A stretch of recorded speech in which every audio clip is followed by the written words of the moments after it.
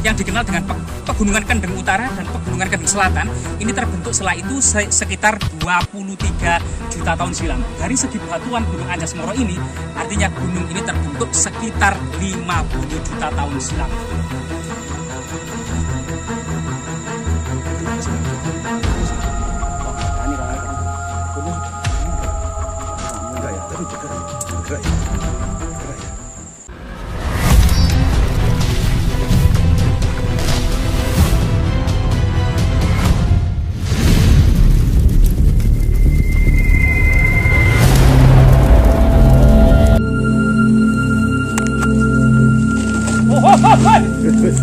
Apa itu, Rek? Ular ya? Ular ya? Ular! Apa? Kalau tak kawat deh. Oh, kayu mau. Oh, tete ini malahan. Mboten pang. Gleduk. Iya.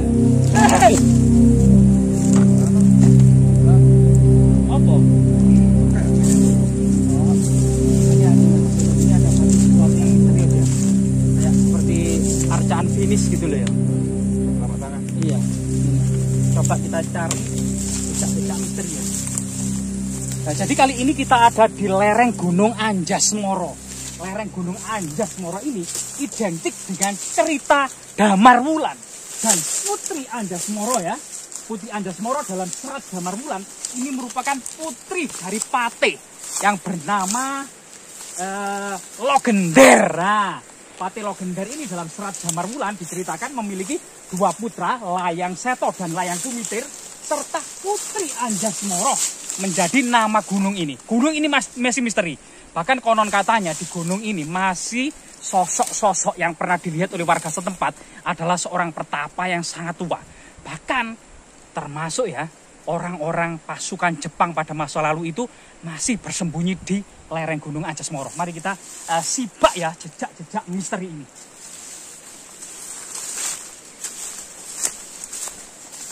Nah, jadi teman-teman yang belum mengenal alpukat dalam alaminya ya, ini adalah pohon alpukat. Biasanya ini banyak ulat bulunya. Nah, jadi pohon alpukat itu seperti ini. Cabangnya itu sampai menjuntai ke tanah. Buahnya seperti ini, bergelantungan, berwarna hijau. Hijau kemilauan seperti kaca, mengkilat seperti kaca seperti ini. Ini adalah pohon alpukat, kemungkinan ini masih muda. Kalau biasanya kalau sudah tua ini membesar sekali ini. Dan buahnya jarang, karena pukat besar itu buahnya jarang. Kalau pukat kecil buahnya biasanya lebar. Nah ini ya. Jadi memang lereng Gunung Anjas Moro ini banyak misteri yang ada.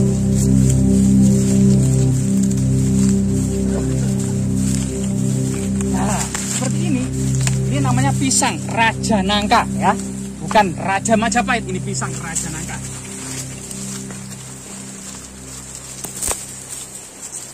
Nah, seperti inilah kondisi semak belukar yang di lereng Gunung Anjas Moro, seperti masuk ke dalam lorong-lorong rahasia, gua-gua di bawah semak belukar.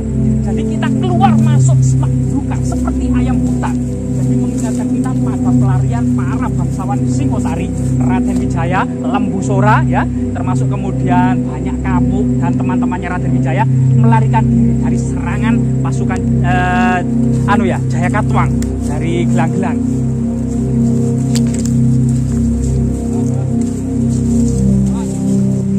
Jadi ini bibir jurang di bawah sana itu ada sungai besar yang sangat bersejarah, namanya Sungai Galo. Nah, mengingatkan sebuah batas kerajaan ya, antara kerajaan Jawa dengan kerajaan Galuh, antara kerajaan Jawa, Galuh dan kerajaan Pajajaran Kuda ya, Kuda dan Galuh.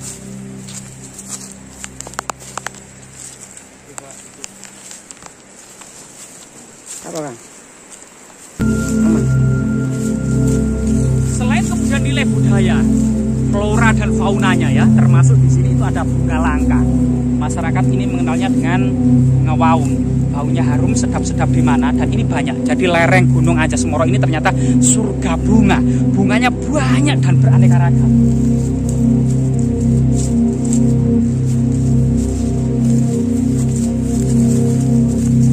Nah, termasuk selain bunga yang berwarna pink, ada juga bunga yang berwarna kuning merona. Ini kesukaan kumbang atau tawon-tawon ya.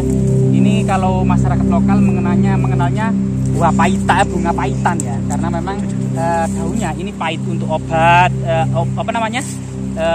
diabetes ya, diabetes, jantung, dan bunganya sangat indah, warnanya kuning seperti bunga matahari. Nah, ini salah satu bunga yang mengingatkan sebuah kisah Arya Kamandanu dengan Meisin ya, di lereng Gunung Anjas Moro ya, di mana kisah romantis ini memang tersembunyi di balik lereng-lereng keindahan Gunung Anjas Moro. Mari kita lihat.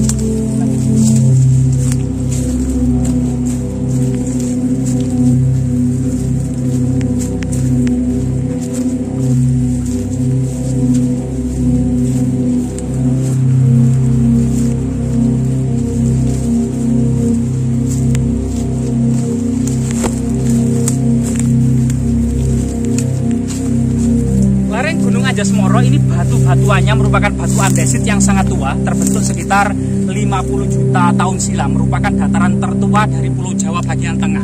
Karena Pulau Jawa bagian tengah ini merupakan dataran tertua, terbentuk sekitar 50 juta tahun, didahului oleh Jawa Barat terlebih dahulu sekitar 60 juta tahun, kemudian diikuti dan diiringi bagian pesisir utara mengalami pengangkatan yang dikenal dengan Pegunungan Kendeng Utara dan Pegunungan Kendeng Selatan. Ini terbentuk setelah itu sekitar 23 juta tahun silam. Dari segi batuan Gunung Anjas-Moro ini, artinya gunung ini terbentuk sekitar 50 juta tahun silam.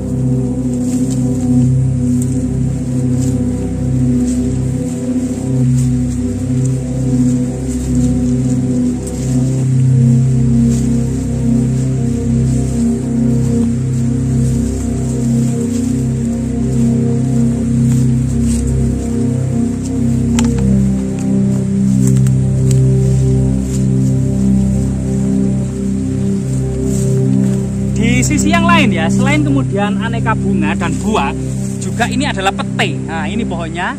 Nah, pete ini juga merupakan primadona lereng gunung ini ya. Pete ini masih menjadi cita rasa masakan Jawa, yang kalau ada pete ini bisa meneteskan air liur, jadi ngiler kita melihat pete. Pete banyak di dalam hutan ini ya. Jadi lereng Anjas-Moro pernah menjadi perhatian pemerintah kolonial Belanda karena terdiri dari lebih dari 1000 bukit, lebih dari 400 puncak-puncaknya. Ada puncak Semar, Watu Jengger, Anjas-Moro ya, bahkan kemudian banyak sekali Buta ya, dan itu banyak sekali puncak-puncak dan ribuan lereng. Kemudian dari penelitian penggalian Candi Tikus itu kemudian terendam tanah aluvial sedalam 2 meter yang diduga oleh pemerintah kolonial Belanda dari lereng-lereng Anjas-Moro yang dibawa oleh arus Sungai Pikatan, Sungai Galo ya, sungai termasuk banyak sungai yang di sini, anak-anak sungai, kemudian menyatu menjadi Sungai Berangkal yang itu kemudian masuk ke wilayah ibu kota kerajaan Majapahit yang pernah terjadi banjir. Dalam berita para raton disebut dengan Mah Banyu Pindah, artinya terjadi banjir bandang. Kang.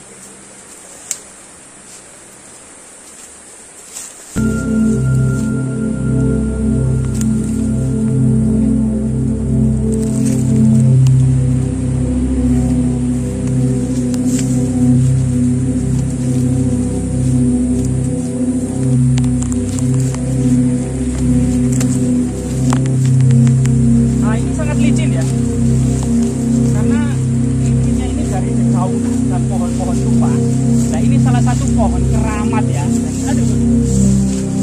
Nah, ini ada tanaman-tanaman yang sangat langka. Nah, ini pernah diburu para kolektor seperti ini tanamannya ini. Nah, tanamannya pernah diburu oleh kolektor, jadi kita juga tidak merusak, biarkan aja hidup sealami ya. Jadi lereng Anjas-Moro ini juga sangat berkaitan dengan serat Damar Wulan yang menyibak antara pernikahan secara sembunyi-sembunyi antara Damar Wulan dan Putri Anjas-Moro. Terjadi kemudian di latar belakang perang Paregreg Agung antara Ratu Kencono-Wungu dengan Minak Jinggo dari penguasa Blambangan. Di sini fenomena antara Banyuwangi, Blambangan, dan Majapahit ya, ini terus kemudian berlanjut menjadi sebuah memori di pewayangan, di ludrukan, di pentas-pentas seni kerakyatan. Itu banyak yang mengambil tema tentang Raden Damar Wulan yang seorang pria sederhana, seorang abdi yang biasanya mencari rumput untuk pakan patih ya, patih Logenber, ini kemudian ternyata menjadi pendamping dari Ratu Kencana Wungu dan memerintah Majapahit. Ini sebuah kisah yang ada di dalam kerajaan Majapahit ya, tentang sebuah rakyat jelata atau abdi yang menjadi raja. Ini luar biasa sekali. Kita bisa mengambil hikmahnya.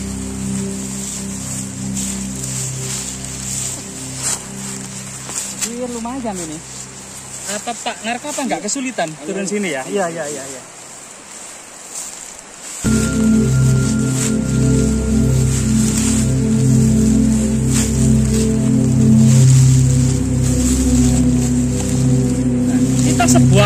Memasuki area sebuah cekungan sempit tersembunyi yang dikelilingi oleh ratusan meter bukit dan tebing yang sangat terjal. Di lokasi-lokasi tersembunyi inilah kemungkinan ada semacam pemukiman atau perkampungan kuno yang sangat rahasia, yang sangat aman pada masa lalunya, seperti sebuah paradise ya, sebuah tempat kesenangan masyarakat awal yang membina keluarga ya di bawah pohon besar biasanya itu, yang itu dikenal dengan paradise, yang kemudian bermetamorfosa menjadi paradesa, yang kemudian saat ini menjadi desa.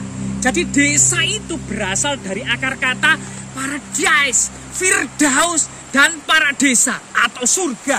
Nah inilah yang merupakan asal kata dari desa.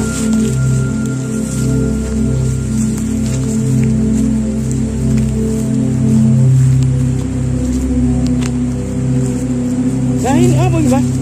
Ini apa ini? Loh, nah ini namanya gelodokane tawon. Nah itu artinya masyarakat di sini, karena area lembah ini banyak sekali tanaman bunga, tawon atau kumbang atau lebah ini sangat kerasan di sini, sehingga menghasilkan madu yang sangat banyak dan melimpah, dan masyarakat mengembangkan dan memfasilitasi dalam sebuah wadah-wadah untuk memelihara tawon.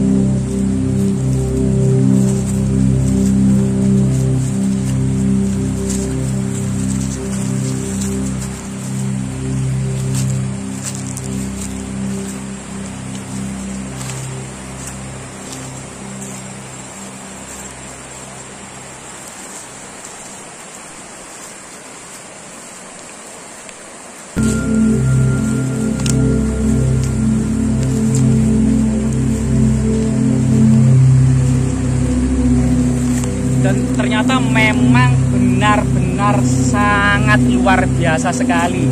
Sambil kemudian menikmati dan memetik kopi robusta. Nah ini sudah kering ya, kopi robusta.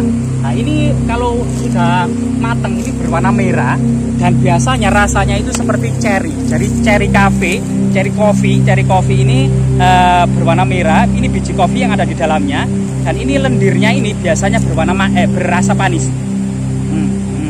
Jadi manis-manis, namanya cherry ya, cherry coffee. Cherry coffee ini luar biasa sekali. Ini memang sudah dikembangkan. Tadi ada 2 jenis kopi yang dikembangkan di lokasi ini, di lereng Anjas Moro ini. Yang berdaun lebar namanya robusta, yang daun kecil-kecil itu biasanya arabica. Ada 2 jenis ya. Nah, ini.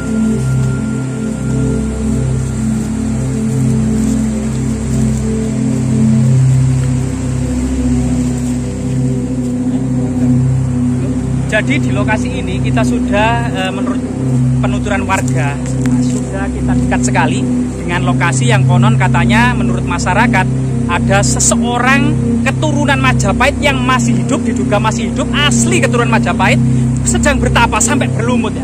Kemungkinan di sebelah sana buat batu-batu raksasa yang mengumpul menjadi satu, ada gubuk kecil di sana. Nah, konon katanya seseorang yang bertapa tersebut di sana ada semacam struktur punden berundak-undak. Nah, di sanalah kemudian kita akan mendapati sosok tersebut yang sangat misterius, dan kita dibuat penasaran. Tetap ikuti video selanjutnya.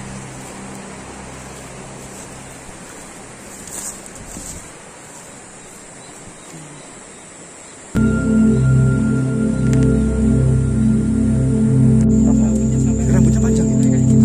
Berarti Rayu. Assalamualaikum.